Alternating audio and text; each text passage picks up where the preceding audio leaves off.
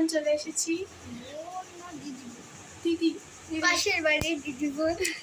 আমি এটা হচ্ছে আমার বাড়ি, ওর পাশের বাড়িটা ওর বাড়ি।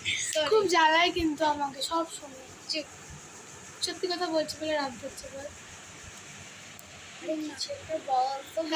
বলছি কিন্তু তোমরা কেমন আছো? আমরা লাস্ট ব্লগ বানিয়েছিলাম ভীষণ গরমে, আম মাখা করেছিলাম না লেবু মাখা করেছিলাম। লেবু মাখা দিয়ে লাস্ট করেছিলাম।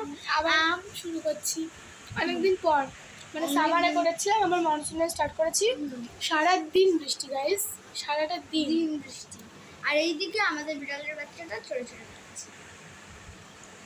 সারাদিন বৃষ্টি। খিচুড়ি হচ্ছে তো এখন খিচুড়ি হবে।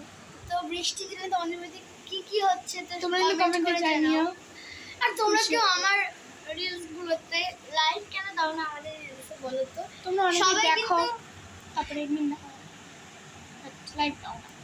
হ্যাঁ, এরকম করলে কিন্তু আমরা ইউটিউবে বন্ধ করি। সত্যি তোমাদের জন্য এত খাটনি করছে এই মেয়েটা, আমি করি না, এই মেয়েটা করে সারাদিন।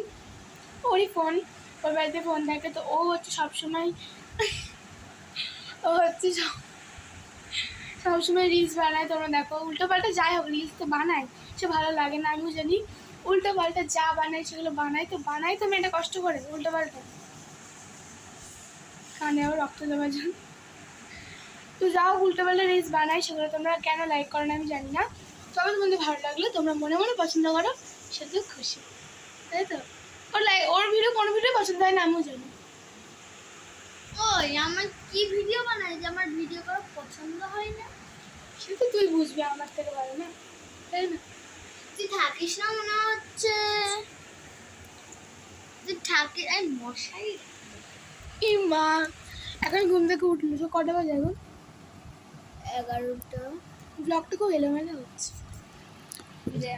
11টা 58 হয়েছে। সর, এখন তুই ঘুম থেকে উঠলি? হ্যাঁ, আমি 7:30টার সময় ঘুম থেকে উঠি। কি করছিস যে? ওই পড়তে বসেছিলাম। ঢং আমি জীবনে বসলাম না, উনি বসে। আমার ধৌনি মাসিমা তুমি বল কিছু, আর বেশিক্ষণ টাইম আমরা করবো না। তোমরা সবাই কেমন আছো একটু বলো তো। আর খুব ঢং করতে পারে।